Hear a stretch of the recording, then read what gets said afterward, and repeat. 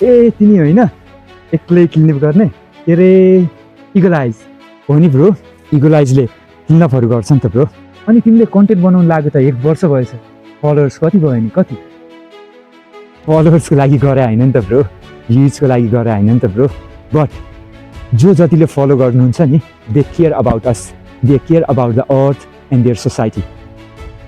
Bro म त एउटै पोस्टमा लाखौँ भ्युज ल्याउँछु अनि टन्नै स्पोन्सर आउँछन्, इभेन्टहरू क्रिएट हुन्छन्। कति इजी छ ब्रो, दामी।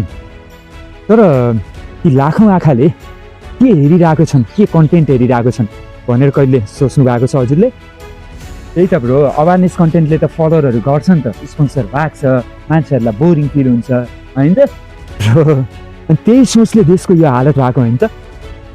यो त सरकारको जिम्मेवारी हो नि त ब्रो। होइन ब्रो, यो त हाम्रो ह्याबिट्सहरूको रिजल्ट हो ब्रो। ब्रो यस्ता कुरालाई त नेगेटिभ भन्छन् नि। त्यही त, त्यसैले त चेन्ज अझै पोजिटिभ भएको छैन ब्रो। वा ब्रो, हो तिमीसँग लाखौँ फलोअर नहोलान् तर तिमीले हजारौँलाई इन्स्पायर गरिरहेको छौ। मैले लाखौँलाई हँसाउँछु तर तिनीहरूलाई सोच्न बाध्य बनाएको छ।